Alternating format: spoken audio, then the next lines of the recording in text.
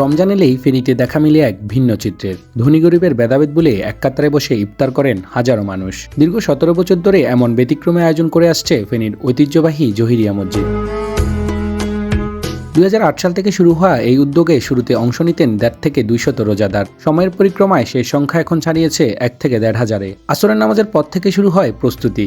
ইফতারের আগ মুহূর্তে পুরো মসজিদ প্রাঙ্গণ মুখর হয়ে উঠে কোরআন তেলাওয়াত আর জিকিরে। দায়সারা কোনো আয়োজন নয়, প্রতিদিন উন্নত মানের খাবার পরিবেশন করা হয় রোজাদারদের জন্য।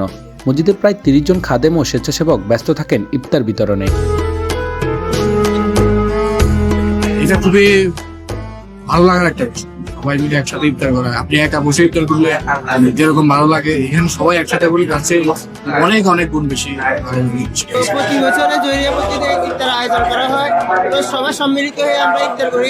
অনেক ভালো উপভোগ করি, সবার সাথে ইফতার করতে আলাদা একটা ভালো লাগে। মসজিদ পরিচালনা কমিটির ভাষ্য অনুযায়ী প্রতিদিন 4 থেকে 5 হাজার মুসল্লি এখানে নামাজ আদায় করেন।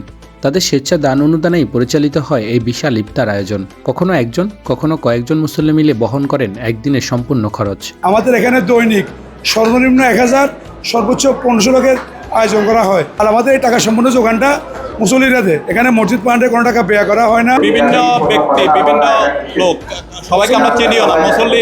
মুসল্লি কেউ বিদেশ থেকে পাঠায়, কেউ এখান থেকে পাঠায়। এই দান থেকে আমরা এটা করি। কমিটি যারা আছে ওরা অনেক আন্তরিকতার সাথে এটা পরিচালনা করেন। সবাই এক কাতারে বসে, ধনী গরিব, শিক্ষিত অশিক্ষিত।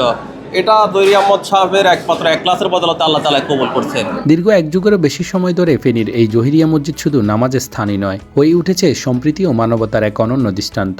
ধনী গরিবের ভেদাভেদ বলে প্রতিদিন একসাথে ইফতার করছেন হাজারো মানুষ। রমজানের এই ব্যতিক্রমী আয়োজন প্রমাণ করে সম্মিলিত উদ্যোগ থাকলে আল্লাহর ঘর থেকে ছড়িয়ে পড়তে পারে মানবতার আলো। মুস্তাফিজ মুরাদ, দৈনিক ফেনী।